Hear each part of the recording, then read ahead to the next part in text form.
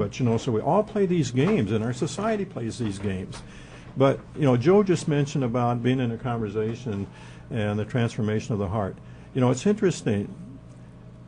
I'm able to go into a conversation with individuals that have been through a transformation of the heart of the healing racism sessions, and there's an instant connection in the conversation that you're hearing and how it's exploring ideas together.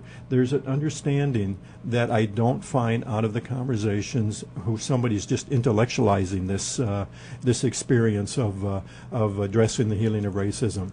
Can we talk a little bit about that underlying tension? That undercurrent sometimes when we as people meet other members of our human family and there's this kind of dissonance and we may not be able to really understand what it is, but it is about the language. What is it? Well, it really comes down to is our society talks so much about political correctness. And so that can come from that you try to avoid certain words, you try to avoid certain concepts, conceptual thinking and this type of thing that you put out there. So you're walking on eggs and making sure that I don't alienate the person I'm talking to. Those individuals, I've gone through the transformation of the heart. I haven't had to do that. Yeah, Arlen, you know what I think you just touched on? Is that racism is so ingrained in our social norms that in order to really aid the healing process, this thing we talk about, you got to first create the safe environment. You got to create the safe environment so that people can drop their fear that I'm about to get into a fight. This is not about fighting. It's about caring for another human being and again reaching to the heart to find your space and that other human being's space in the same place. And with the same level of respect. And society prevents that because people feel, as you said, I might have this beautiful encounter with this other human being that it's a different color from me. But the minute I walk back into my norms in society, the way society is structured is normally back into a place where everybody looks like me and everybody thinks like me. And until we stop thinking that the way we look and the way we think is the right human structure, then we will be trapped into this thing called racism. Oh, absolutely, Joe. And I think we work so hard at trying to avoid conflict. And that's where the political correctness comes from. Let's don't have conflict, and have this turmoil in our life. And if somebody steps over that invisible line, it's aha, they're afraid I just got caught. Yeah. And I think the part is that what you really do, I go back to the healing of racism sessions, and I can remember that the impact, in a sense, of the safety factor you were talking about, Joe, is that many times people are afraid that they're going to be trounced on and just shouted down and made to look bad, should we say. And so in the healing racism sessions, you have that real safety emphasis. And of course, the facilitators must make sure that continues to go. But what you're doing is you're listening to individuals' life stories. And so all of a sudden, for me as a white person, I'm sitting there listening to an African-American stories, and I'm sitting there listening to these stories and beginning to realize that that's not my reality. That's not my life. And so the experiences, whether we're out on the road, whether we went into a store and how we're being watched and all that, and I'm sitting there thinking as a white person, I have never experienced this. You really realize in a very strong way, if you are really serious, you begin to look at your white privilege. And that white privilege has allowed us to have a different life experiences entirely than someone other than being white. And it's tragic because it's also put us into a position of not understanding. And I hear so much of it now in regard to when we have an African-American president. Boy, we just unleashed, some of this stuff, some of this garbage because of rankism. Mm-hmm. And getting to the point of where, it's okay, I'm a white person, and it's okay if a black person excels beyond me, but don't go beyond me. I mean, or acquires the same status I have, but don't get beyond me. Then I'm going to be a little upset, and I'm going to get extremely nervous, too. So all of that becomes a part of our society. And it's garbage that contaminates the minds of our young children, just that we were talking about earlier, at 2, 3, 4 years old. We send the message out as white people that indoctrinates already at that young age. But not only white persons, but every other race does it in a different way, you know, so that we create racism coming out of our hearts no matter what race we are, you know, sadly. It is sad that way. You know, listening to you two talk, you seem so able to talk about this in a free way, in a kind of like an ease of talking about one of the most emotional, impactful things that happens in this country about race and racism. And do you feel a sense of confidence or freedom to speak now? Yeah, I don't think it's confidence and freedom. You know what I think it is? And I hadn't thought about this before.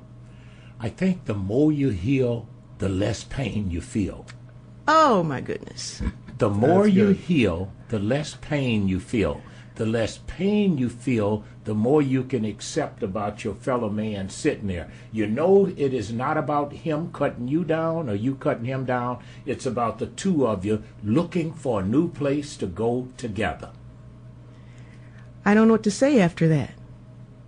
Simply don't know what to say after that. So that's that space that comes out of safety and hope and the healing of racism, the ability to really see another human being in their full humanity.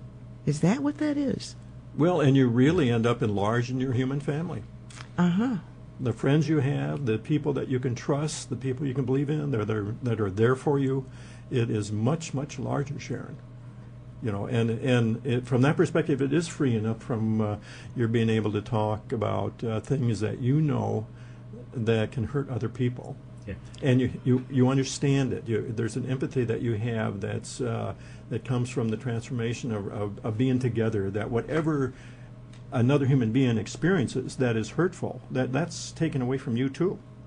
You know, so I mean, this isn't a one-sided journey. This is a journey together. You know, you talk about expanding the human family. Let me use the term, you enriching Yes. the human. The more people you get to know and love that you thought that society has told you was different, the more you find that society has lied, the more love you feel, the more peace you feel, the more comfort you feel, the more human you feel. Yes. Yes. Well, you know, you two have worked together for a very long time on this, and obviously, you know, you have a deep sense of what the healing of racism is about, and you have, you know, years of experience with this. Now I want to get to, do you all ever argue? Do you all ever disagree? And how does that work? Yeah, we argue and we disagree, but so do Clara and I. We've been together 43 years. I was just going to say, yeah, Joe can be terribly opinionated, and I'm not. Right. You know, no, it doesn't take away what should we say, the debates we may have, but the debates are safe. Well, how are they You know, safe? It's about once you get to know a human being, you start respecting the human being instead of the rap that society has put on you about what color the person is. Uh-huh. When I talk to Arlin, I'm talking to his heart. I'm not talking to his color, and I don't care about his color and his complexion when the conversation is about the conversation, not about his color.